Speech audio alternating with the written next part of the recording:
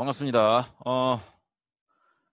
그 지금이 아 퇴근하고 나서 운동하고 씻고 어쩌고 하니까 9시 40분인데 이거 오늘 영상이 좀 길 것 같은데 힘드네요. 이거 다 찍고 나면 10시 반 될 것 같은데 이제 씻고 자야 또 출근하죠. 쉬는 그게 없어요. 예, 고생고생해서 찍고 있으니까 봐주세요 좀. 그러니까 이게 여러분들 부담을 좀 덜어드리려고 과제를 굉장히 쉽게 내고 있죠. 사실 어디 가서 다른 과목 선생님들 보는 앞에서 그게 과제라고 하기도 민망할 만큼 굉장히 쉬운 부담 없는 과제를 드리고 있는데 음, 뭐 과제는 쉽지만 그래도 이게 그냥 한 번씩이라도 이렇게 봐주셨으면 좋겠어요. 그리고 저는 그런 생각을 해요. 지금 이거 유튜브에 완전 공개로 올리고 있거든요.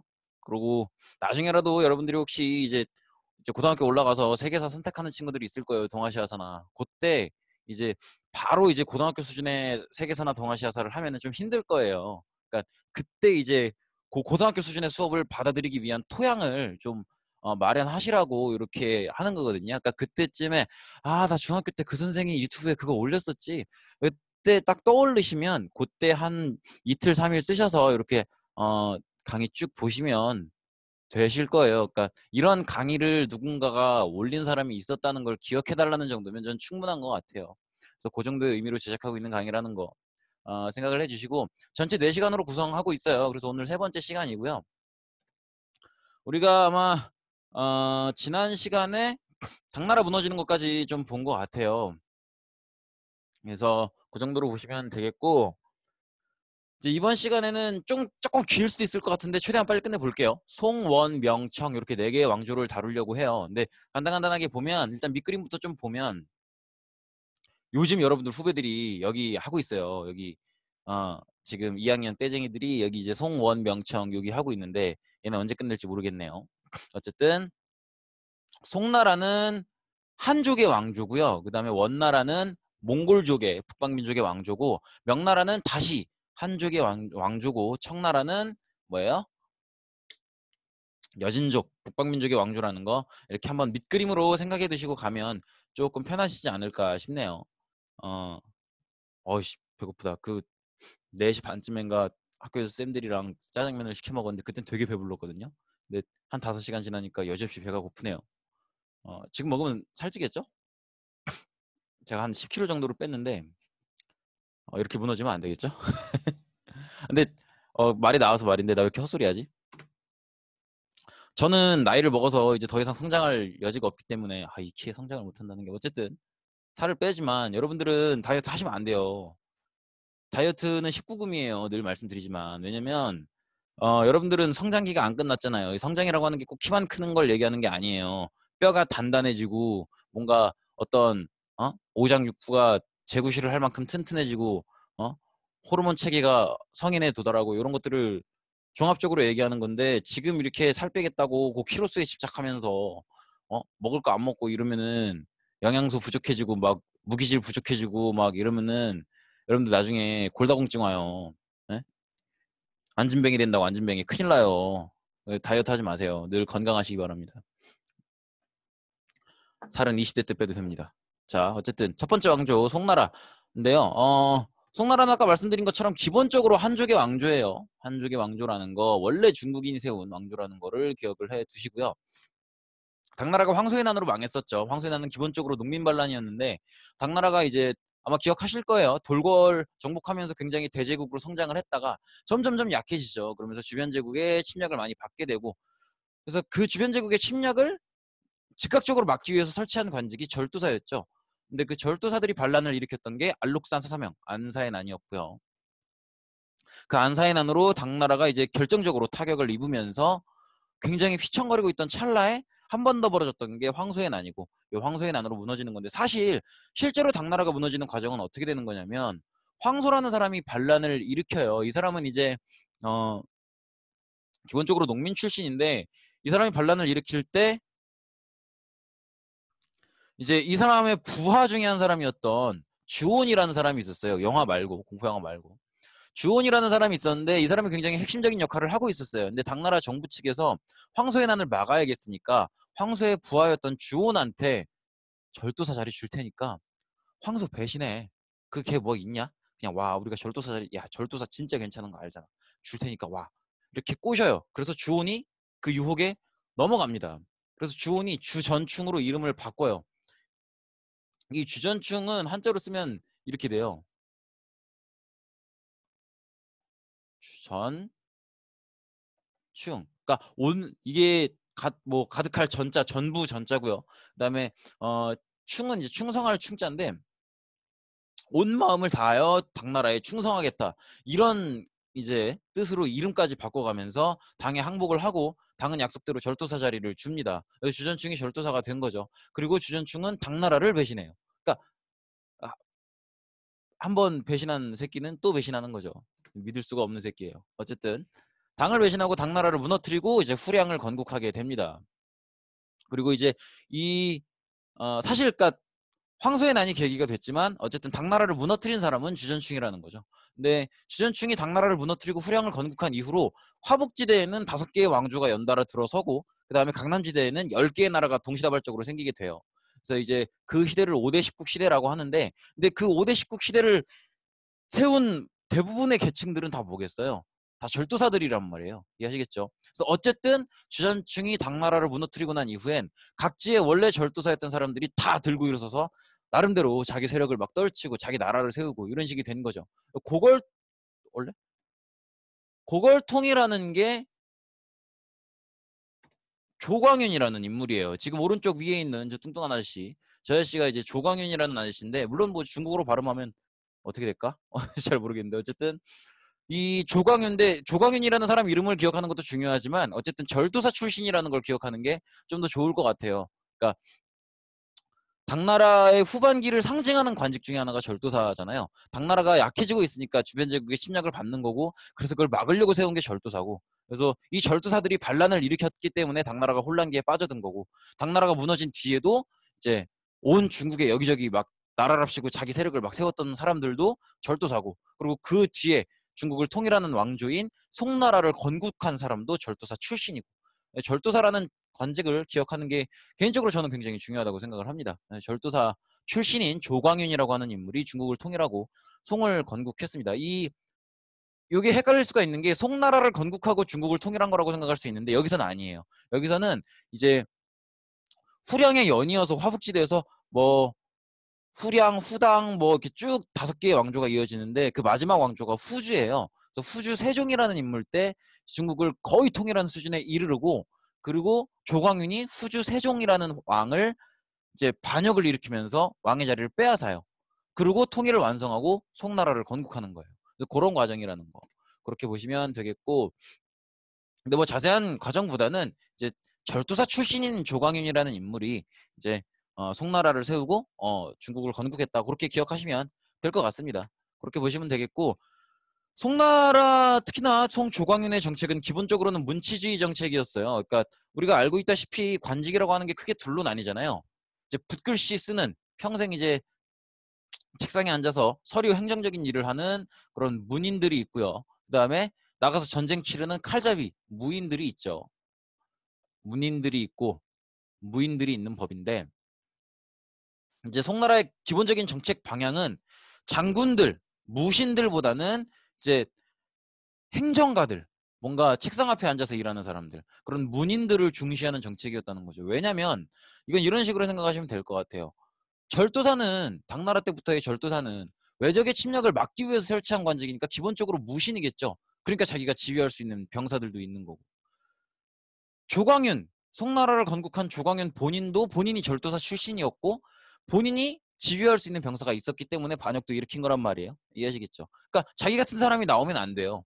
근데 자기는 절도사, 즉 무신이었잖아요. 그러니까 자기 같은 사람, 즉 절도사, 무신들을 약화시켜야 된다고 본 거죠. 그렇기 때문에 문신 중심의 정책을 펼치게 되는 거죠. 그래서 절도사가들이 기존에 당나라에게 받았었던 그 군사권을 왕권, 여기서는 왕권보다는 황제권이라는 표현이 좀 더 어울리겠네요. 어쨌든 황제들에게 모두 회수를 합니다. 그러니까 즉 이제 더 이상 절도사가 직접 군사를 지휘할 수 없게 된 거죠. 절도사들이 갖고 있었던 군사권을 모두 빼앗아서 황제에게 집중시키고요.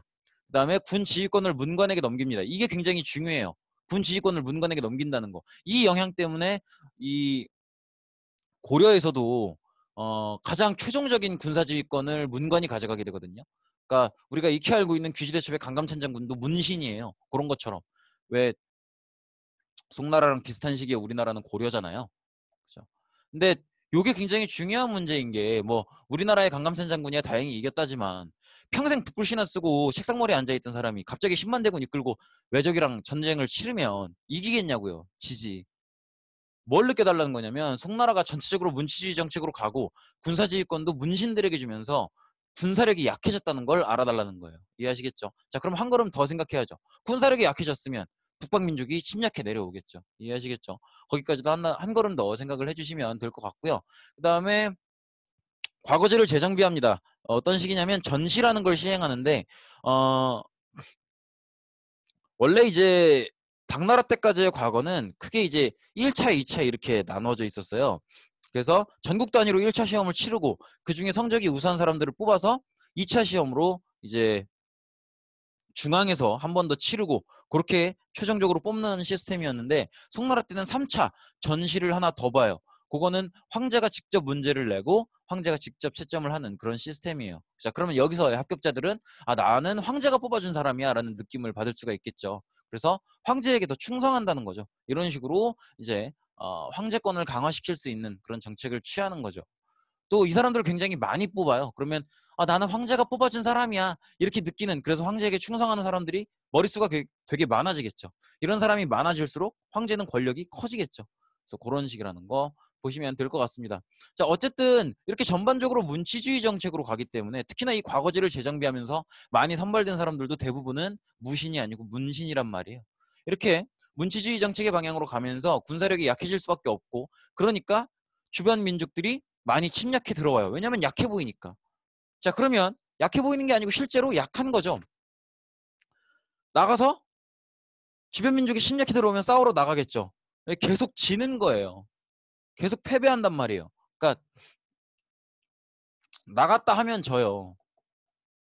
맨날 진단 말이에요. 그러면 송나라 입장에서는 사실 지휘관을 무관으로 바꿔야 해결되는 문제인데 그러긴 싫은 거예요. 왜냐하면 무관이 군사지휘권을 가졌다가 반역을 일으킬까 봐 무서우니까. 그러니까 무관이 지휘하지 않는 게 문제라는 걸 알면서도 계속 군사력만 늘리는 식으로 문제를 해결하려고 하죠. 병사를 계속 늘려요. 그럼 병사들한테 월급 줘야겠죠. 돈 많이 들어가는 거죠. 그리고 전쟁 나가면 계속 져요. 그러니까 이제 주변 민족들한테 사정사정하는 거예요. 제발 때리지 말아달라고. 내가 돈을 주겠다고. 그래서 이 주변 북방민족들한테 어마어마한 비단, 은 막 이런 걸 다 때려박습니다. 막 다 삥을 뜯기는 거죠. 엄청나게 많이 줘요. 그러면 병사들 월급 줘야죠. 그리고 과거제 정비하면서 많이 선발한 관료들도 월급 줘야죠. 그리고 북방민족한테 삥 뜯겨야죠. 돈이 없을 수밖에 없는 상황이 된다는 거죠. 그래서 이제 송나라가 조금만 이제 시간이 흘러도 굉장히 재정이 부족해지는 그런 문제에 빠지게 됩니다. 그래서 이걸 해결하려고 나섰던 관료가 누구냐면 왕한석이라고 하는 인물이에요. 오른쪽에 있는 사진인데 딱 봐도 황제가 아닌 관료라는 게 느낌이 오죠. 복장에서 굉장히 똘똘하게 생겼죠. 그죠? 아, 눈빛도 날카롭고. 왕한석이라는 사람이 개혁을 하는데 이제 왕한석이라는 사람이 만원서라는 책을 써서 이제 당시에 신종이었던 황제에게 올려요. 그래서 지금 우리나라는 이러이러한 게 문제고 이러이러하게 고쳤으면 좋겠다라고 올리고 신종이 그걸 보고 괜찮은 것 같다, 한번 시도해보자, 이렇게 해서 개혁이 실시가 되는 건데 지금 그 개혁 내용을 하나하나 다 보기는 좀 어려워요. 뭐 청묘법, 시역법, 뭐 모역법 주르륵 있는데 한 열 몇 개 되거든요. 보갑법, 뭐 보마법 등등등 많이 있는데 어쨌든 이제 큰 틀의 방향은 이거예요. 왕한석이 보기에도 지금 뭐 이렇게 병사들 많이 뽑고 관료들 많이 뽑고 그런 부분들은 줄이긴 줄여야 돼요. 줄이긴 줄여야 되는데 또 어쩔 수 없이 나가는 부분들도 있다고 인정을 하는 거죠. 갑자기 주변 민족들한테 이제 삥 뜯기는 거, 그걸 이제 우리가 아까 봤다시피 세패 지급한다고 해요. 여기서 말하는 세패가 이제 주변 민족들한테 삥 뜯기는 걸 얘기하는 건데 요거요.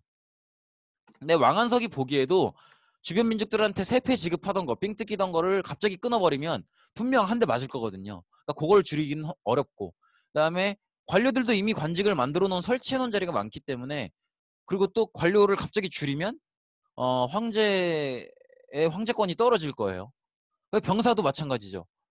안 그래도 나가면 지는데 여기서 더 줄여버리면 더 지겠죠. 그러니까 어느 정도 줄이긴 줄여야겠지만 어쩔 수 없는 부분들도 있다라는 거죠. 그래서 왕한석의 기본적인 방향은 뭐냐면 세금을 많이 걷긴 걷어야 된다. 그러나 세금을 거둘 수밖에 없는 상황이니까 이제 세금을 내야 되는 일반 백성들의 경제 상황이 조금 나아질 수 있도록 도와주자. 그래서 세금을 좀 더 내더라도 여유 있는 경제 생활을 할 수 있도록 도와주자라는 게 왕안석의 기본적인 개혁 방향이에요. 그리고 거기에 얹어서 세금을 쓰는 것도 좀 줄일 수 있는 부분들은 줄여보자.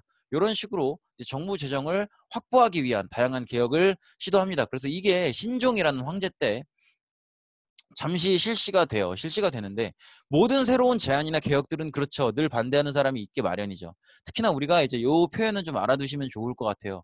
무언가 변화하고 바뀌기를 원하지 않는 사람들을 보수파라고 해요. 어, 그래서 마찬가지로 여기서도 왕한석이 이런 계약 정책을 내놨을 때 거기에 반대하는 사람들이 그러니까 이제 뭐 바뀌기 싫다는 거죠. 그래서 보수파들이 반대를 하면서 처음에 잠깐 실시가 됐지만 결국에는 실패하게 됩니다. 그리고 이제 왕한석의 개혁 내용에 대해서 찬성하는 사람, 반대하는 사람 이렇게 나뉘면서 국론이 분열되고 정치권 지배층이 분열되고 그래서 이 분열이 심해지면서 새로운 어떤 결정을 내려야 되는 상황에서도 서로 싸우기만 하는 결정이 내려지지 못하는 그런 어떤 지지부진한 답답한 상황들이 계속 이어진다라는 거죠. 그러면서 국가가 점점점 더 약해지게 됩니다.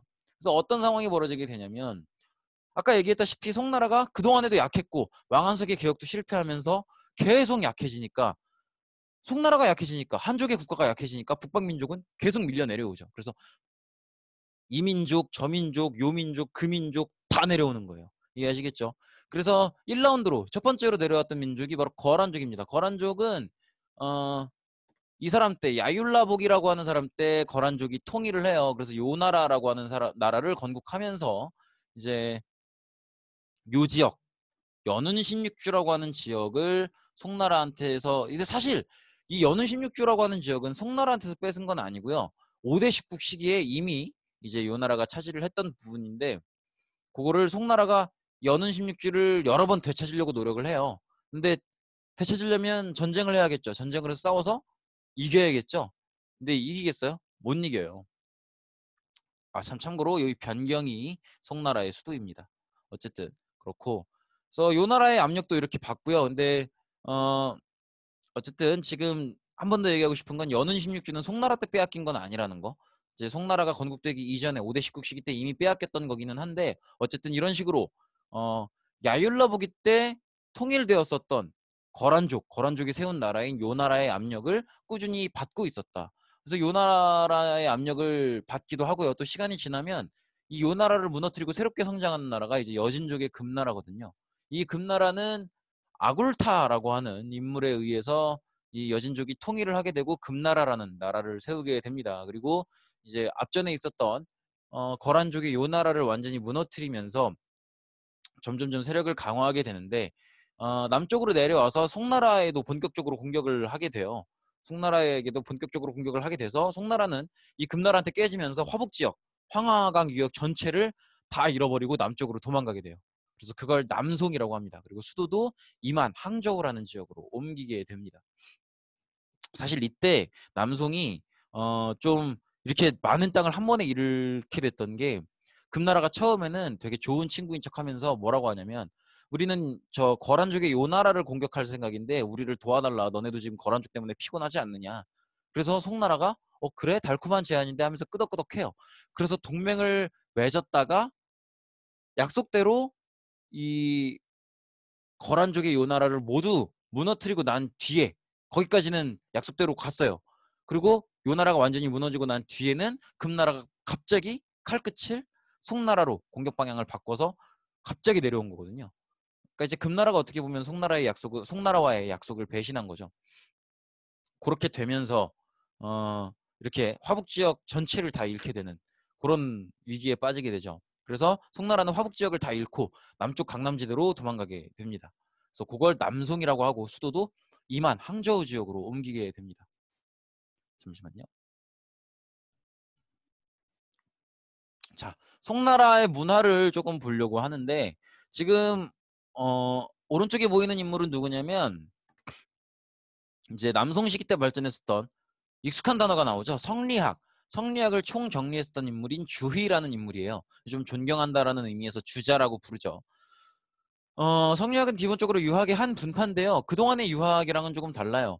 그동안의 유학이 인간은 어떻게 살아야 올바르게 사는 것인가 무엇은 잘못된 행동이고 무엇이 올바른 행동인가를 고민했다면, 그리고 사회를 어떻게 운영해야 올바르게 운영하는 것인가를 고민했다면, 성리학은 그거보다 한층 깊이 들어가서 인간의 마음은 어떻게 생겨나고 어떻게 운영되는가, 그리고 이 우주는 어떻게 생겨났고 어떻게 운영되는가를 고민했던 그런 학문이 바로 성리학입니다. 그러니까 즉 이제 예를 들면 이런 거예요.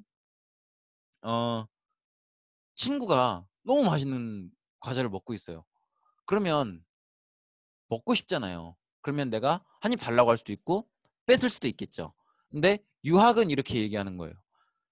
네가 아무리 먹고 싶다고 하더라도 너도 아마 어 네가 맛있는 걸 먹고 있을 때 남이 달라 그러면 싫었던 감정을 느낀 적이 있을 것이다. 그러니까 너도 친구가 그런 감정을 느끼지 않도록 웬만하면 참고 정 먹고 싶으면 한 입 달라고 해보거나, 그래서 거절당하면 많은 거고 빼앗아서는 절대 안 된다. 이렇게 올바른 행동을 가르치는 게 기존의 유학이었어요. 그런데 성리학은 거기서 한층 더 깊이 들어가서 인간을 탐구하는 거예요. 먹을 게 있으면 있는 거고 그걸 봤으면 본 거지 왜 먹고 싶다는 감정이 드는가, 요걸 요걸 연구하는 게 이제 성리학이라고 보시면 돼요. 그리고 이 만물, 이 우주는 어떻게 생겨나는가, 나무는 어떻게 자라나고 흙은 어떻게 생겼으며 물은 어떻게 생겼는가, 어떻게 생겨났게 됐고 어떻게 운영되어지고 있는가, 이런 것들을 탐구했던 게 성리학입니다. 그렇게 보시면 되겠고, 어쨌든 송나라는 이렇게 성리학을 발전시키다가 나중에 이제 원나라에 의해서 멸망하게 됩니다. 어떻게 멸망하는지 한번 쭉 보도록 하죠. 원나라는 기본적으로 이제 몽골족이 세운 나라인데, 몽골족은 원래 금나라의 지배 아래에 있었던 북방민족이었어요. 금나라의 영토에 여기저기에 흩어져서 살고 있었는데, 요걸 통일하는 게 이제 누구냐면 징기스칸이에요.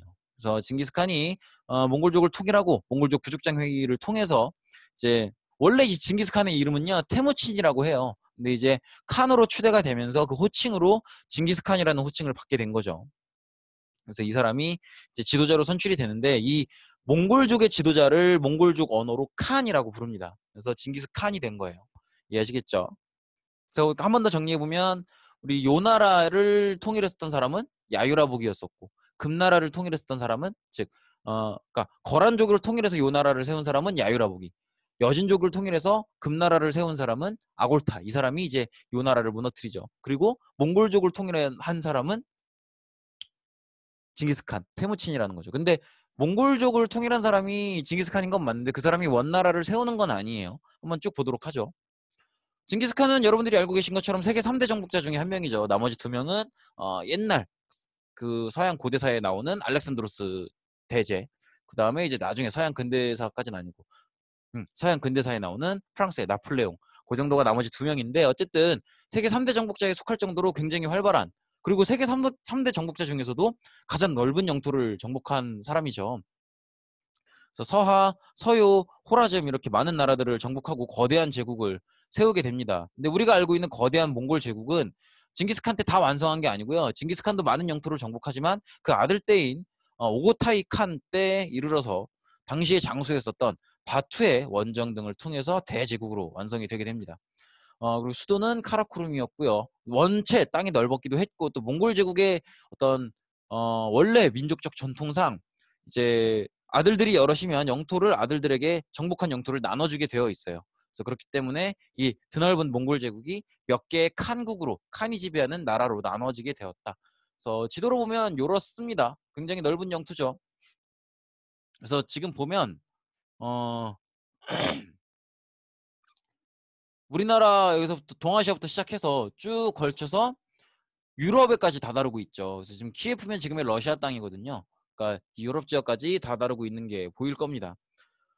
자, 그렇게 보시면 되겠고, 그래서 굉장히 이렇게 거대한 제국을 건설을 했고, 그 거대한 제국을 아들들에 따라서 나눠줬다는 거죠. 그래서 킵차크 한국, 일한국, 차가타이 한국, 오고타이 한국, 그다음에 원, 이렇게 나뉜다고 보시면 되겠습니다.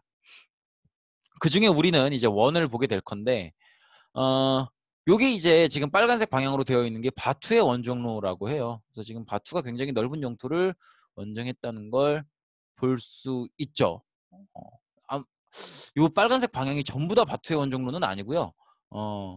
바투의 원정로는 요거라고 보시면 돼요. 여기 요렇게 뻗어나가는 요 이쪽 방향. 이쪽 방향이 바투의 원정로라고 보시면 되겠습니다. 어쨌든 이제 원나라인데요. 원나라의 그러니까 몽골 제국의 지금 여기서 보시면 몽골 제국의 여러 칸국들 중에서 그러니까 이 한국이라고 하는 건 칸국을 그러니까 칸국을 우리나라 발음으로 좀 순화시킨 게 한국인 거예요. 그러니까 각 킵차크에도 칸이 있고 오고타이에도 칸이 있고 차가타이에도 칸이 있고 이래도 칸이 있는 거죠. 그리고 원나라를 담당하는 칸이 쿠빌라이 칸이었다는 거예요. 이해하시겠죠? 쿠빌라이 칸이 중국 지역을 담당하는데 쿠빌라이 칸이 봤을 때 중국 지역을 잘 다스리려면 중국 원래 한족식 통치 방식을 어느 정도 받아들여야 됐다고 봤던 거죠. 그래서 한족식 통치 방식을 어느 정도 수용하고요. 그리고 쭉 정복을 해서 금나라, 남송까지도 정복을 해서 중국의 모든 영토를 다 차지합니다.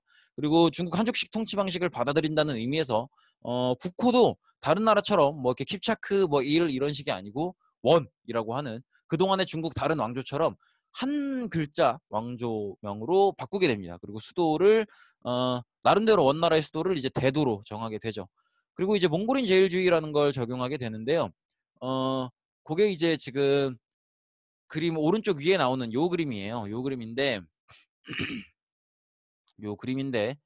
몽골인이 가장 인구 수는 당연히 적겠죠. 근데 어쨌든 지배 민족인 몽골인을 가장 높은 신분층으로 두는 거고 그 다음에 두 번째 신분층까지가 이제 지배층이 되는 거죠. 이들을 이제 생목인이라고 두는데 생목인이라는 건 뭐냐면 이제 한자로 쓰면은 요렇게 되는데 색세자의 눈목자예요. 그래서 눈동자가 여러 가지 색깔이다 이런 의미인데 즉 몽골인이 아닌 다양한 민족의 사람들을 얘기하는데 특히나 아랍인들을 얘기 많이 해요.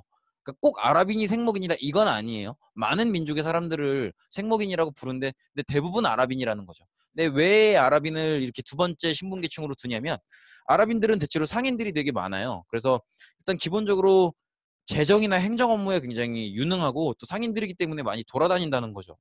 그래서 몽골인들이 어딘가를 정복하려고 할 때 먼저 가봐서 그 지역을 먼저 가봐서 그 지역의 여러 가지 지리적 정보나 상태를 전달해 주기도 하고요. 이미 정복한 지역에 대해서 통치하기 쉽도록 여러 가지 재정 업무나 행정 업무를 봐주기도 했었다는 거죠. 그렇게 몽골인들의 정복이나 통치 지배 활동을 협조적으로 도왔던 사람들이 생목인들이기 때문에 거기에 대해서 대우를 해준 거죠. 그리고 이제 중국인들을 대할 때는 크게 둘로 나뉘었었는데요. 이제 화북 지역에 있는 한인들 그리고 남쪽 지역에 있는 남인들 이렇게 나눴습니다. 왜 이렇게 둘로 나누냐면 화북 지역의 한인들은 우리가 아까 기억했던 것처럼 금나라가 화북 지역을 빼앗았다 그랬잖아요. 근데 금나라가 화북 지역을 빼앗았다 그래서 화북 지역에 원래 살고 있던 한나라 사람들이 한족들이 다 남쪽으로 싹 다 내려가진 않았을 거 아니에요. 그러니까 원나라가 금나라 남송을 다 무너뜨릴 때 그 시점에 있는 화북 지역의 한족들은 이미 금나라한테 한번 지배를 받아봤기 때문에 북방민족한테 지배를 받는다는 게 어떤 건지 알고 있는 사람들이에요. 그래서 그렇게 심각하게 저항하지는 않았다라는 거죠. 그리고 남송인들은 마지막까지도 저항을 했던 사람들이에요. 이 몽골족의 침략에 대해서. 그래서 중국인들을 이렇게 한인, 남송인 이렇게 나누어서 지배를 했던 건 자기들에게 얼마나 저항하느냐로 나눈 거예요. 그래서 덜 저항하는 화북 지역의 한인들은 적당히만 지배하고 그다음에 이제 마지막까지도 저항했었던 남인들은 완전히 철저하게 탄압하고 지배하는 그런 모습으로 운영을 했었다는 거죠. 이게 이제 몽골인 제일주의 통치 방식입니다. 그렇게 보시면 되겠고 이런 방식으로 통치를 했다는 거고요. 그리고 이제 원나라 하면 아이고 이거 왜 순서가 이렇게 됐죠? 어...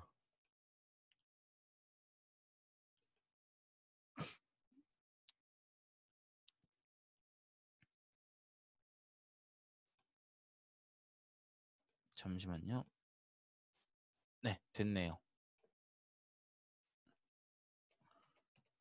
원나라의 멸망을 살펴보면 사실 간단해요. 원나라는 일단 기본적으로 원래 뿔뿔이 흩어져서 부족 단위로 살다가 통일된 지 얼마 안 된 나라잖아요. 그렇기 때문에 거대한 제국을 통치하는 어떤 그런 노하우 자체가 부족해요. 이건 요 나라한테서도 보이는 흔적이고 금나라한테서도 보이는 흔적이에요. 원나라에서도 마찬가지고요. 그래서 싸움을 잘하니까 정복은 했지만 정복을 한 뒤에 통치에 있어서 유능하지 못했던 거죠. 그리고 특히나 라마교라고 하는 티베트 지역에서 유행하던 불교가 원나라에 급속하게 퍼져요. 그래서 여기에 이 라마교 이제 유행이 굉장히 심해지고 사람이 종교에 빠지면 그러니까 종교도 건강하게 믿으면 좋은데 이제 답이 없이 빠지면 정말 답이 없거든요. 막 가진 재산 다 때려붓고 막 이렇게 되거든요. 그러니까 이게 사치라고 하는 것도 뭐 내가 돈이 있어서 내가 비싸고 좋은 거 사면 내가 만족감이 들면 내가 갖는 거니까 그건 어느 정도 뭐 그럴 수 있겠죠.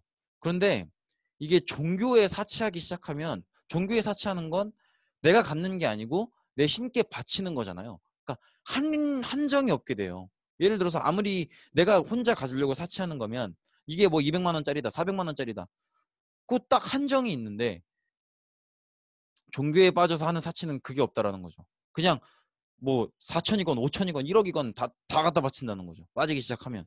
그러면서 이제 라마교가 대유행을 하면서 이제 거대한 사원도 이 신께 바친다는 의미로 짓게 되고 또 어마어마한 헌금도 갖다 바치고 이러면서 사치풍조가 굉장히 심해지게 됩니다. 그러면서 경제가 무너지기 시작하고 그러면서 원나라가 급속하게 무너지기 시작합니다.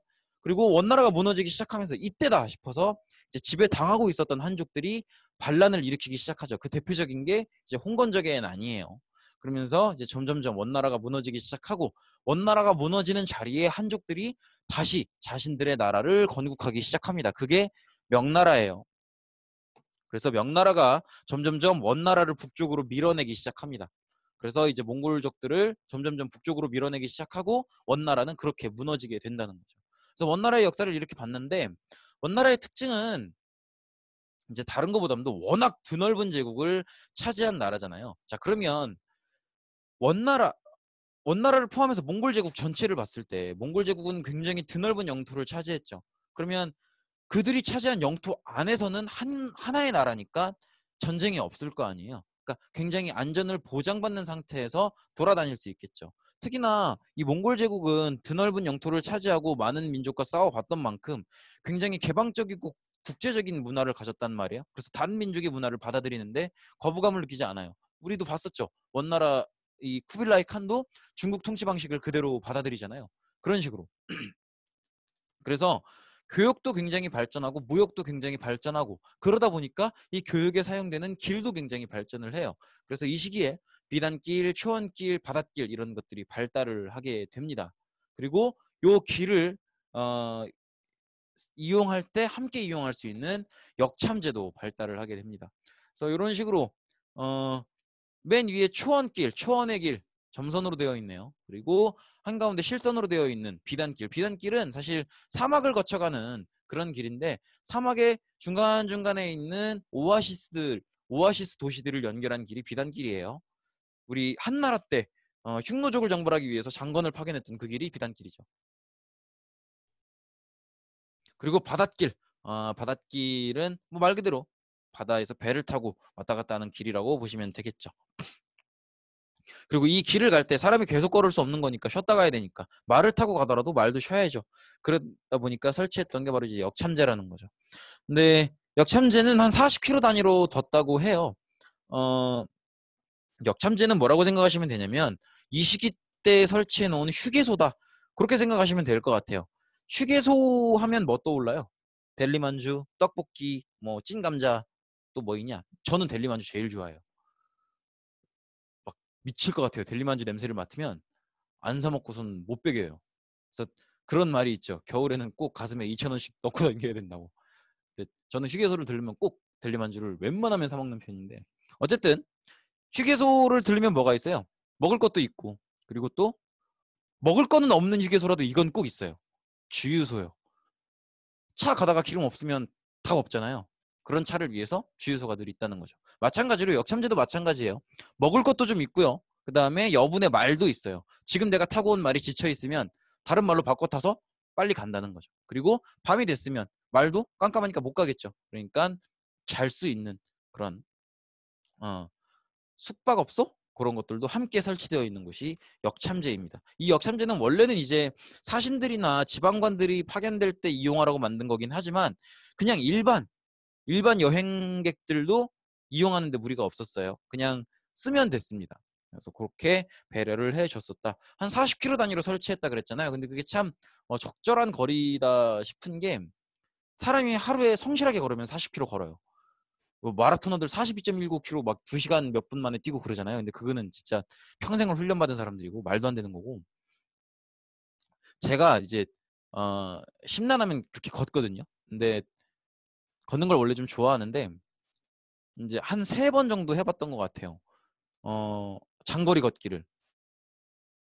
그래서 한 번은 그랬던 적이 있어요. 저희 집이 부천인데 부천에서 좀 이렇게 이제 김포 이렇게 김포까지는 아니고 하여튼 이제 좀 돌아가는 형태로 경복궁까지 걸어가는 걸 친구랑 했었는데 물론 중간중간에 쉬엄쉬엄 이렇게 간식도 먹고 쉬어가긴 했지만 그때 걸었던 게 한 37, 8km 됐던 것 같거든요. 얼추 40km 되는 거죠.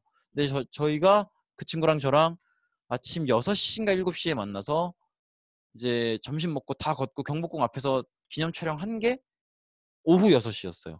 그리고 이제 밥 먹고 헤어졌었는데 그렇게 생각하면 이제 건강한 청년이 성실하게 걸으면 하루에 40km 걷는 거예요. 그러니까 휴게소에는 잘 곳이 보통 없죠. 근데 역참제에서의 역참은 잘 곳이 필요한 이유가 딱 그거죠. 걷는 사람들도 고려했다라는 거죠. 그래서 그렇게 보시면 되겠습니다. 물론 말 타고 가는 사람들은 더 많이 가겠죠. 자, 어쨌든 북방민족 몽골족의 나라였던 원나라가 그렇게 라마교의 대유행, 통치의 미숙함 이런 것들이 원인이 돼서 무너졌고 원나라가 약해지면서 홍건적의 난등 이제 한족들이 다시 반란을 일으켰고 명나라를 세웠다 그랬죠. 그래서 명나라가 이제 원나라를 무너뜨리고 원나라를 세웠던 몽골족을 북쪽으로 밀어내면서 중국 본토를 차지하게 돼서 다시 송나라 이후 오랜만에 명나라가 한족 국가로서 중국을 차지하게 된 거죠. 명나라를 건국한 사람은 주원장이에요. 저기 옛날에 한족 건국했었던 유방 있죠. 그 사람만큼이나 대단한 사람이에요. 제가 이제 대학교 졸업하고 한 1, 2년 백수였을 때 이제 막 백수니까 우울해서 막 아씨 뭐해 사는 거지 그지 같다 막 짜증난다 막 되는 것도 하나도 없고 열받는다 막 이런 얘기를 하면은 같이 역사 전공하는 친구가 그런 얘기를 했었거든요. 야 한나라 세운 유방도 그렇고 저기 명나라 세운 주원장도 그렇고 한 40대 중반 되도록 엄마 용돈 받고만 그지같이 살았어. 너도 뭐가 어떻게 될지 모르는 거야. 이런 얘기를 자주 해줬었어요. 근데 이게 지금 들으면 되게 오그라드는 얘기 같죠? 근데 20대 중반 되면 그렇게 돼요. 대학교 졸업하고 나면 이제 백수인 시간을 어느 정도 겪어야 되기 때문에 그런 말들을 서로 주고받게 돼요. 정말로. 근데 이제 우리는 배운 게 역사니까 역사에서 그걸 따오는 거죠. 그 이 주원장이라고 하는 인물도 얘기했던 것처럼 마치 한나라의 유방처럼 정말 보잘것없는 인간이었어요. 정말 그냥 아무것도 아닌 인간이었고 정말 동네 시장 잡배 깡패 같은 그런 인간이었는데 이제 점점점 뭔가 이제 친구들과 함께 세력을 키우면서 건국하기에 이르게 된 거죠. 그래서 이 사람 때는 저기 대머리 독자라고 하는 한자가 있어요. 그 한자를 법적으로 못 쓰게 했어요. 그런 법을 만들었었어요. 왜냐면 자기가 머리 빡빡 밀고 거지같이 이렇게 밥 빌어 먹고 다니던 그 시절을 떠올리게 하는 한자이기 때문에 못 쓰게 했었어요.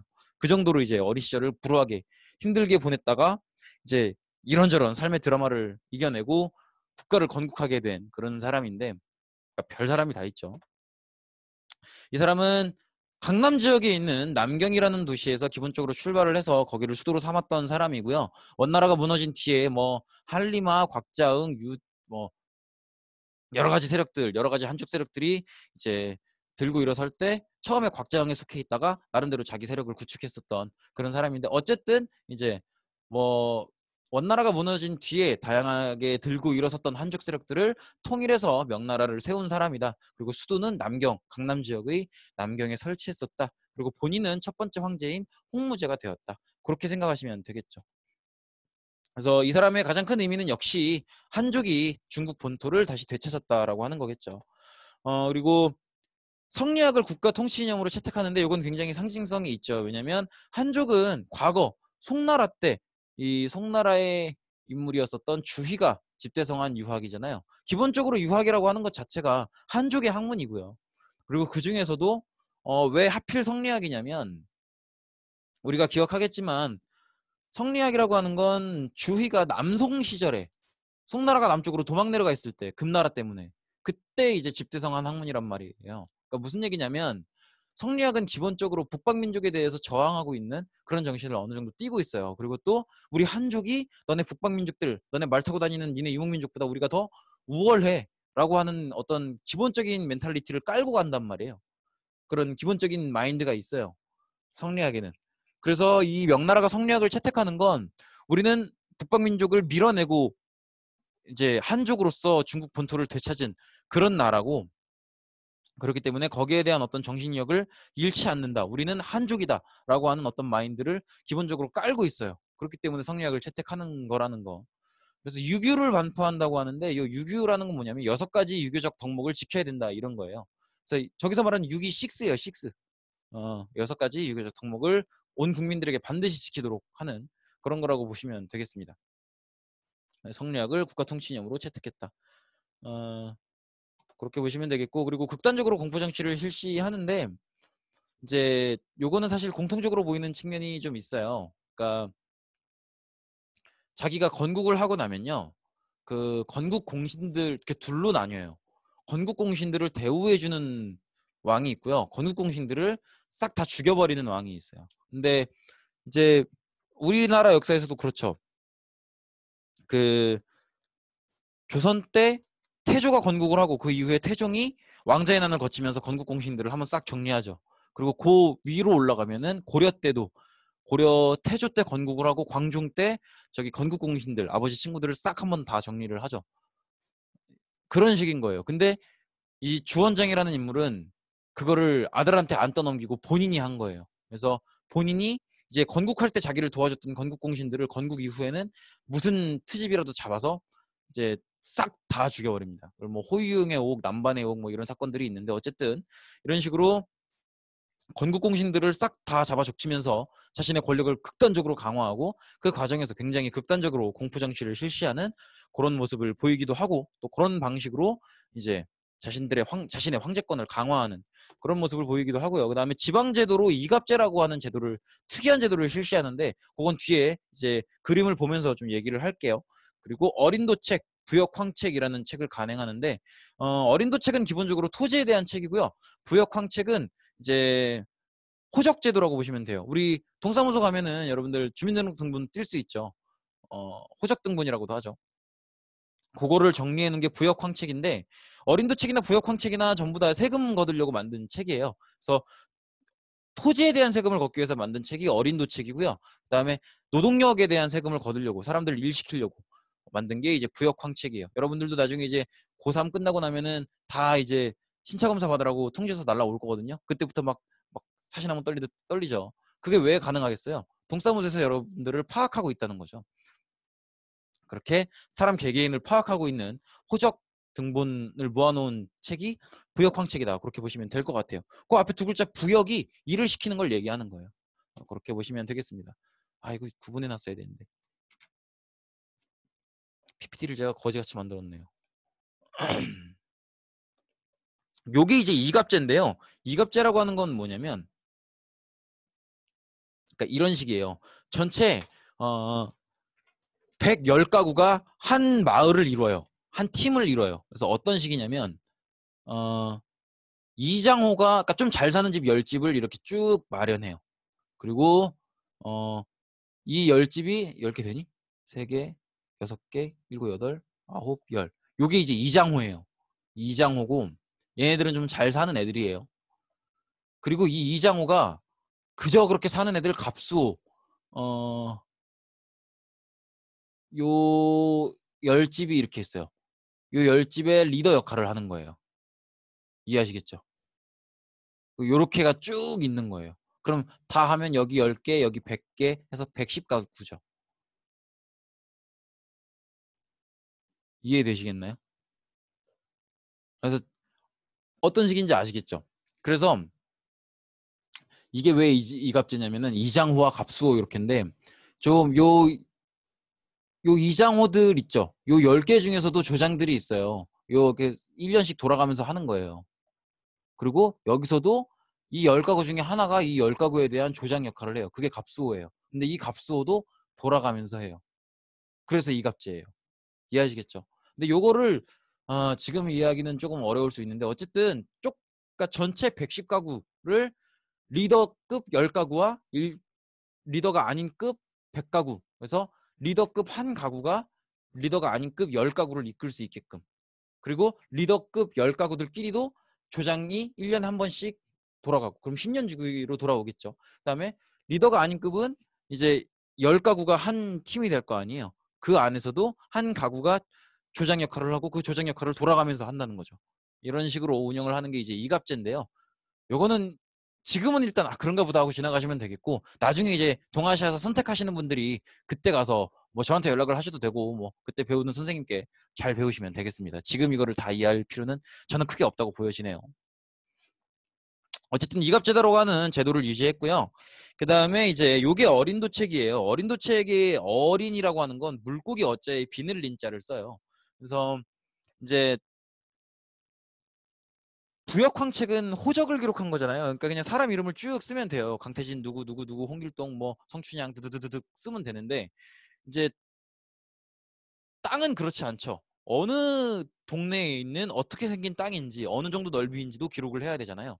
그래서 저렇게 땅 모양을 쭉 그려놓고 그 안에다가 이거는 뭐 어느 동에 있는 강태진의 땅이고 몇 평짜리고 뭘 심었고 뭐 이런 것들을 쭉 적어 놓은 거죠. 근데 그거를 그렇게 그리다 보니까 물고기 비늘처럼 생겼더라 하는 거예요. 그래서 그걸 어린도책이라고 해요. 어쨌든 어린도책과 부역황책. 요 오른쪽 구석에 어 홍무제라고, 이거 홍무라고 되어 있죠. 홍무, 네, 어린, 홍무제량 어린도 이렇게 쓰여 있네요. 그죠? 홍무제량 어린도 이렇게 쓰여 있네요. 즉 이제 홍무제가 다스리는 연도 간에 쓴 책이라는 거죠. 그래서 이갑제 그리고 어린도책, 부역황책 전부 다 홍무제가 있을 때 정리가 된 제도입니다. 그렇게 보시면 되겠고, 그 다음에 이제 두 번째로 봐야 될 황제가 그 아들인 영락제예요. 영락제인데 수도를 옮깁니다. 기본적으로 영락제는 어, 자연스럽게 승계를 받은 황제가 아니고요. 반란을 일으켜서 이제 황제에 즉위한 사람이에요. 근데 이제 여러 가지 사연들이 있어서 반란을 일으키게 되는데, 그 반란을 일으켰다는 그 중간 사연이 그렇게 중요하진 않은 것 같아요. 근데 어쨌든 반란을 일으켜서 황제의 자리를 빼앗아서 즉위한 사람이고, 그렇기 때문에 기존 수도 남경에는 자신들에 대한 반대 세력이 굉장히 많다는 걸 알고 있어요. 그리고 자기가 생각할 때는 몽골족은 여전히 위협적이에요. 그래서 그런 여러 가지 이유들 때문에 이제 본인들에 대한 반대 세력이 많은 남경 원래 수도도 피할 겸또 몽골족에 대한 대비도 할 겸 수도를 북쪽 지역에 있는 현재 베이징이죠. 북경으로 옮기게 됩니다. 그리고 이제 그러니까 자신은 지금 왕위를 찬탈한 사람이잖아요. 그래서 잠시만요. 자신은 왕위를 찬탈한 사람이기 때문에 자신이 인정을 받으려면 확실한 업적이 있어요. 그 정통성을 인정받을 수 있어요. 마치 박정희가 정식적으로 대통령 자리를 어떤 적법한 절차를 거쳐서 권력을 얻은 것이 아니기 때문에 그 뒤에 경제 발전에 집착했듯이, 여기서도 자신의 분명한 업적이 있어야 자신의 정통성을 후대에도 인정받을 수가 있다라는 거죠. 그래서 이제 어, 자신 명나라에게 조공을 바치는 나라를 더 많이 확보하기 위해서 남해를 원정하게 돼요. 그래서 당시에 환관이었던 정화를 시켜서 배 타고 남해를 쭉 원정해라 이런 명령을 내리게 됩니다. 그래서 이게 이제 정화의 남해 원정인데, 우리가 이제 유럽사 때 배웠던 뭐 콜럼버스나 아니면 누구 있나요? 바스코다가마나 마젤란이나 이런 사람들이 했었던 신항로 개척 당시의 배보다도 훨씬 더 큰 배로 더 먼 거리를 여행한 것으로도 유명하죠. 뭐 물론 이제 세계 일주를 했었던 마젤란보다 더 멀다고 할 수는 없겠지만, 상당히 더 먼저 이른 시기일 때 더 멀리 갔다고 볼 수 있겠죠. 그래서 아프리카까지도 가는 그런 모습을 보여주고 있죠. 그래서 실제로 어 저기 뭐야 아프리카 동쪽 해안에 이제 마다가스카르라고 섬이 있는데, 거기 가보면 명나라의 동준이 출토되기도 하고 그래요. 다 정화의 남해 원정 때 이제 전달이 된 거죠. 그리고 요 시기에 이 남해 동남아시아나 각 지역에 중국인들이 많이 옮겨가서 살게 돼요. 왜냐면 이 정화가 떠났던 남해 원정 규모는 정말 어마어마한 거였기 때문에 이제 중간중간에 그냥 그 지역에 내려서 토착해서 살고 그런 중국인들도 많이 생긴 거죠. 그래서 그 사람들이 이제 지금 우리가 얘기하는 화교의 뿌리가 됩니다. 화교는 좀 알아두시면 좋아요. 중국인인데 다른 나라에 살고 있는 사람을 화교라고 해요. 근데 이 화교는 왜 알아두시면 좋냐면 뭐 100%다 그렇다고 볼 수는 없겠지만 거의 미국을 제외하고는 대부분의 나라에서 미국, 영국, 프랑스 정도, 미국, 영국, 프랑스, 독일 그 정도 제외하고는 특히나 동남아권 대부분의 나라에서는 경제를 거의 화교가 장악하고 있어요. 그러니까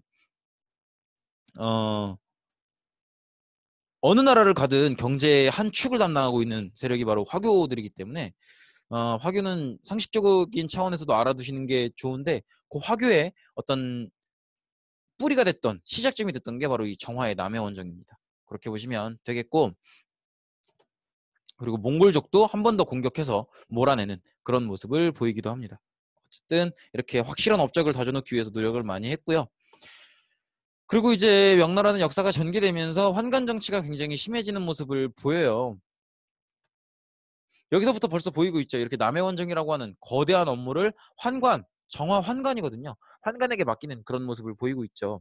이게 이제 왜 그러냐면 명나라는 기본적으로 이제 황제권을 굉장히 강화시키기 위해서 시스템적으로 그렇게 마련이 되어 있는 나라인데 그러다 보니까 황제권이랑 관료들이랑 갈등이 굉장히 심하고 그러다 보니까 황제가 환관들에게 의지를 많이 하게 돼요. 그러면서 황제가 조금이라도 비리비리하면 이제 환관들이 전횡을 펼치게 되는 그런 모습이 많이 보이죠.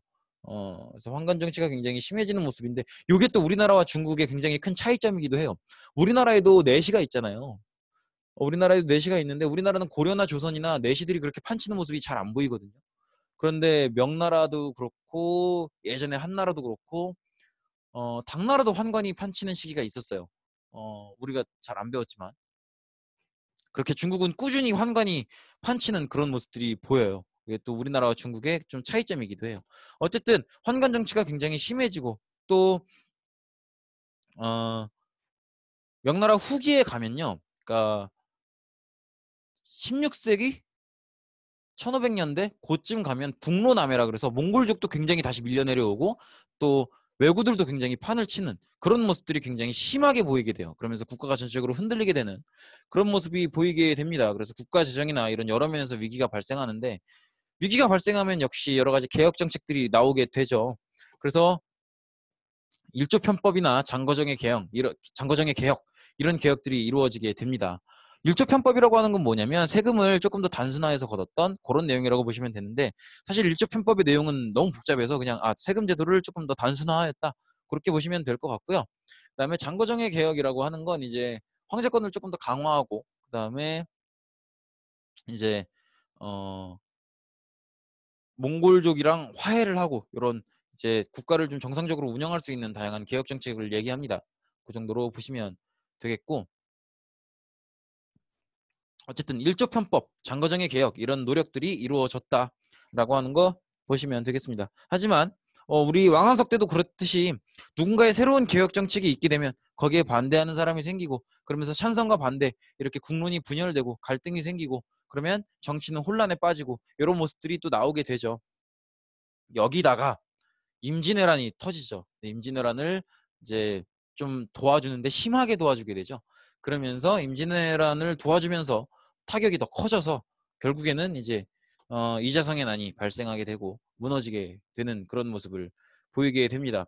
그래서 이자성의 난이 발생했을 때, 그러니까 이제 임진왜란이 터지고 나서 임진왜란의 조선을 도와주다가 국가가 크게 흔들리게 되고 흔들리는 과정에서 이자성이 반란을 일으키면서 돌이킬 수 없이 흔들리게 되는데 이때 이 이자성을 진압하고 들어오는 게 바로 여진족이에요. 그래서 여진족의 나라인 청나라가 이제 생기기 시작하는 거죠. 그래서 이자성의 난이 발생한 뒤에 여진족에게 수도를 빼앗기면서 명나라는 무너지게 됩니다. 그러고 이제 명나라의 특징을 보면 사회적 지배층으로 신사라는 계층이 유지가 되는데 이 신사라고 하는 사람들은 굉장히 특이한 사람들이에요. 그러니까 어떤 사람들이냐면 그 송나라의 사대부랑 조금 구분이 되는 이유가 뭐냐면 이 명나라 특유의 독특한 과거제도 때문에 그래요. 일단 이 명나라의 과거제도는 좀 특이한 게 두 가지가 있는데 첫 번째로는 과거를 학교랑 연결지어요. 그러니까 어떻게 생각하시면 되냐면 과거라고 하는 게 사실 지금으로 치면 공무원 시험이잖아요. 뭐 구급 공무원 시험이나 각종 고시들. 근데 지금 우리가 생각하는 공무원 시험은 사실 학벌 안 따지죠. 그냥 보기만 하면 되죠. 근데 어 지금 교사 뽑는 시험은 약간 이거랑 비슷하다고 볼 수 있는데 당시에 명나라의 과거제는 정부가 운영하는 학교를 졸업하지 않으면 시험 자체를 못 봤어요. 그래서 정부가 운영하는 학교를 들어가기 위해서 보는 입학 시험 자체가 1차 과거 시험화되는 그런 특징을 보여요. 근데 지금 우리나라도 약간 그렇죠. 사범대를 들어가야 선생님을 할 수 있죠. 뭐 꼭 사범대가 아니더라도 교육계열 학과나 아니면 어쨌든 그렇게 돼야 되잖아요. 근데 마찬가지라는 거예요. 그래서 입학 시험 자체가 1차 과거 시험화 돼버리는, 그래서 학교를 졸업하지 않으면 과거 시험 자체를 못 봐버리는 그런 게 하나의 특징이고요. 두 번째 특징은 뭐냐면 예를 들어서 그러면 송나라 제도를 그대로 받아왔다고 치면 총 시험이 4차로 이루어지는 거잖아요. 입학 시험 1차, 그 다음에 본격적인 과거 1차, 2차, 3차. 그럼 총 4차인데 예를 들어서 제가 2차 시험까지 붙었다가 3차에서 떨어졌어요. 그러면 송나라 때는 다시 이제 입학 시험은 뭐 그렇다 쳐도 과거 시험 1차로 다시 돌아갔어야 됐어요. 그런데 명나라 때는 내가 2차까지 붙었다가 3차에서 떨어졌으면 다음 시험 볼 때는 2차까지는 합격한 걸로 쳐주고 3차만 봐도 돼요. 그러니까 이게 굉장히 이제 독특한 특징인데, 자 그러면 내가 3차에서 떨어졌더라도 2차까지 붙었어요. 그러면 사회적으로는 야 나 2차 붙은 사람이야. 나 2차 붙었어. 난 3차만 보면 돼. 난 거의 진배 없어. 다를 게 없다니까? 이렇게 얘기하고 다닐 수가 있게 되죠. 그래서 독특한 지배층이 이렇게 형성이 된다는 거죠. 그래서 그런 사람들 포함 3차까지 다 붙은 사람과 3차는 못 붙었지만 2차까지라도 붙어본 사람, 이런 사람들을 묶어서 신사계층이라고 불러요. 그래서 이런 사람들이 사회의 지배층을 형성했다. 이제 최종까지 붙어서 관직 경험을 하는 사람을 신층이라고 부르는 거고, 그다음에 이제 그렇지 못한 사람을 사층이라고 부르고 뭐 이렇게 구분이 되는데 어쨌든 이제 신사계층이라고 부른다. 그렇게 보시면 되겠고, 그리고 또 어떤 모습이 보이냐면 명나라 후기로 갈수록 이제 어, 상업이 발달하고 시장이 발달하고 도시가 발달하고 이런 모습들이 보이고 은경제가 활발해지고 이런 모습이 보이면서 기존의 원래 지방제도였던 이갑제가 무너지기 시작해요. 그리고 사회가 굉장히 많이 변화하게 되는데 마치 조선 후기처럼요. 어, 이런 변화에 대해서 성리학, 즉 주자학이 설명을 못해요. 왜 이렇게, 사실 세상의 운영을 설명하기 위한 학문이 성리학이었는데 성리학이 세상의 변화에 대해서 설명하지 못한단 말이죠. 성리학은 농업이 중요하다고 강조했는데 상업이 발달하고 막 이래버리니까. 그래서 새로운 학문이 등장해요. 어, 왕양명이라고 하는, 본명은 왕수인인데요. 원래 이제 명나라 지방관 출신인 사람인데 이 사람이 양명학이라고 하는 새로운 학문을 발전시킵니다. 새로운 주장을 해요. 이 사람인데 어떤 주장을 하냐면 사람이 개인의 이익을 추구하는 건 당연한 것이고, 그리고 사람은 지금 뭐 법적으로는 신분이 구분되어 있지만 사실은 원래는 철학적으로는 평등하다. 이런 것들을 주장하게 되죠. 그래서 성리학과는 좀 다른 주장을 하게 되는 양명학이라고 하는 그런 학문을 발전시키는데, 양명학도 사실 근본적으로는 유학의 한 갈래예요. 그런데 성리학과 주장하는 내용이 많이 달랐다라는 거죠. 그리고 명후기에 예수회 선교사들이 많이 이제 왔다 갔다 하는데, 예수회라고 하는 건 뭐냐면 이름에서 느껴졌을 거예요. 기독교의 한 분파인데 우리 서양석 때 배운 적 있죠. 그 종교 개혁이 한번 세게 있게 되죠. 그래서 뭐 마르틴 루터, 칼뱅, 뭐 많은 종교 개혁들이 있게 되는데 여기에 대한 대응이, 카톨릭의 대응이 바로 이 예수회였어요. 그래서 예수회라고 하는 걸 만들어서 어 이제 마르틴 루터나 아니면 칼빈 같은 개신교도들에게 대응했었는데, 이 예수에 속하는 선교사들이 이제 중국으로 많이 왔습니다. 왜냐하면 이들은 이제 그런 마르틴 루터나 칼빈 같은 카톨릭 교황에게 저항하는 사람들을 대응하기 위해서 포교 활동을 더 많이 해서 자신들의 세력을 더 넓게 확보를 해야 됐던 거죠. 그래서 선교 활동을 굉장히 활발하게 하는데 그 선교사들이 중국으로도 왔던 거죠. 그래서 이때 이제 서양의 여러 문물들이 중국으로 많이 들어오게 됩니다. 그래서 마테오 리치의 고녀만국전도나 천주시리, 기하원본, 중국 전교사 이런 책들도 들여오게 되고, 사실 들여오는 건 고녀만국전도, 기하원본 정도고요.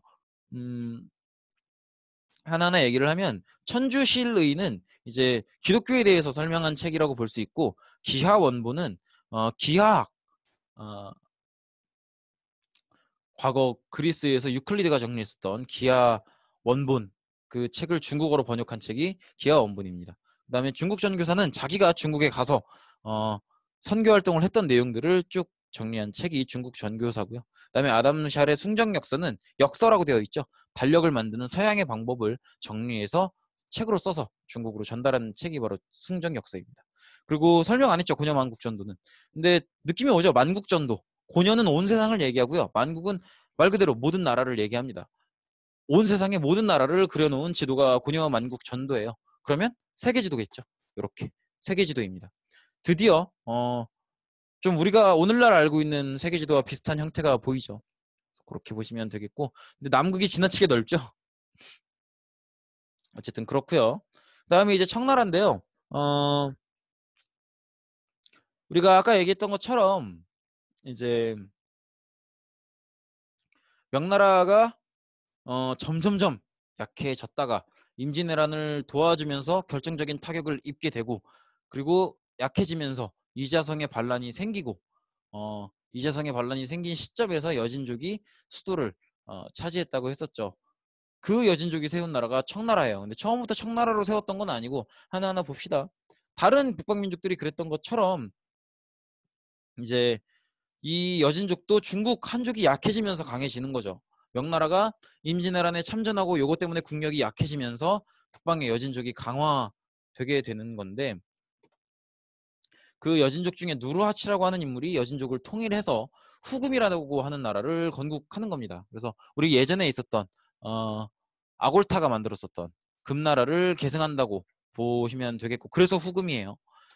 그리고 우리나라와는 정묘호란을 치른 경험이 있었죠. 그리고 이제 여진족 특유의 군사제도인 팔기제도, 근데 별건 아니고 그냥 8개 부대로 나눠서 운영하는 거예요.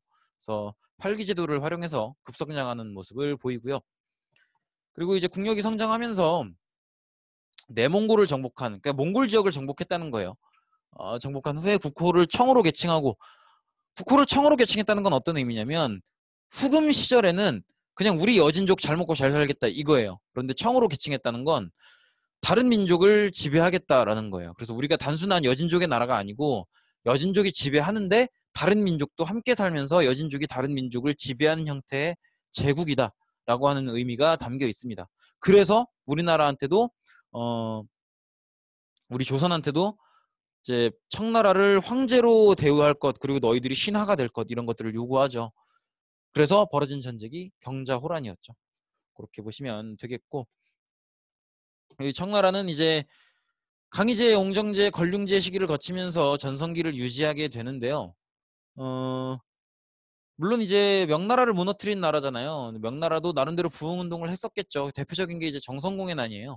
정성공해난은 이제 명나라 남쪽 지역 강남지대에서 주로 활동을 하다가 점점점 쫓겨내려가서 대만 지역에서 마지막으로 활동을 하다가 쫓겨나게 되는데요.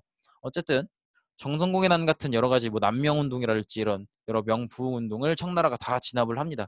그리고 이제 강희제, 영정제, 걸륭제 시기를 거치면서 전성기를 이끌고 나가게 되는데, 이들이 전성기를 이렇게 길게 유지할 수 있었던 이유는 통치 방식이 굉장히 영리했기 때문이에요. 사실은 다른 북방민족과 달리 과거 송나라 때 화북지대를 한번 다스려본 경험이 있다는 것도 좀 활용이 됐을지도 모르죠. 근데 어쨌든 어떤 방식을 이용하냐면 지배를 할 때 관료들 중에서 한인들을 대폭 등용해요.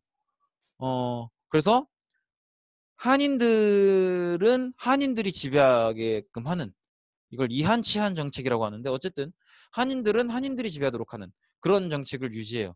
그러면 한인들이 봤을 땐 지배 민족이 기존 자신들 한족에서 여신족으로 바뀌었다고 해도 당장 자신들을 지배하는 지방관이 한족 사람이니까 별 거부감을 못 느끼게 되죠. 그래서 어느 정도 평화를 유지하는 모습을 보이고요. 그다음에 무엇보다도 명나라 당시에 한족의 지배층이었던 신사계층을 지배계층으로서 인정해 줍니다. 그래서 지배층부터가, 한족의 지배층부터가 어느 정도 타협하고 들어가게 되는 거예요. 그리고 세금 제도도 여러 가지 개혁이 이루어지게 되는데요. 지정은제라는 개혁이 이루어져요. 사실 기존의 명나라 때까지만 해도 토지를 걷는 원리는 두 가지였거든요. 토지에서 나오는 수확물에 대한 세금, 그리고 사람에 대한 세금, 이렇게 두 가지를 기본 원리로 하고 있었는데, 지정은제로 넘어오면 일단 사람에 대한 세금을 더 이상 걷지 않아요. 더 이상 걷지 않고 사람에 대해서 걷었던 세금 총량을 딱 정해놓고 그걸 땅으로 나눠서 걷어요. 이해하시겠죠? 그래서 쉽게 생각하시면 그냥 땅 있는 사람들만 땅에 대해서만 세금을 낸다는 거죠. 이해하시겠죠? 나는 내가 존재하지만 내가 소유하고 있는 땅이 없으면 세금 안 내요. 명나라는 내요. 그냥 내가 존재한다는 이유만으로. 그런데 청나라는 내가 존재하더라도 내 소유의 땅이 없으면 세금을 내지 않습니다. 오로지 땅에 대해서만 세금을 걷는 게 또 청나라에서 이루어졌었던 세금제도 개혁의 특징이고요. 또 요걸 돈을 낼 때도 세금을 낼 때도 은으로 걷어요. 그래서 은으로 단일화해서 징수했었다는 거. 그렇게 보시면 되겠습니다. 그래서 오늘 수업은 여기까지고요. 굉장히 긴 수업이었는데 뭐 과제가 부담이 없으니까 그냥 올릴게요. 어쨌든 그렇게 보시면 되겠습니다. 다음 시간에는 이제 청나라가 무너지는 모습 그리고 아편 전쟁부터 시작해서 오늘날의 중국까지를 다뤄보도록 하겠습니다. 네, 고생 많으셨습니다.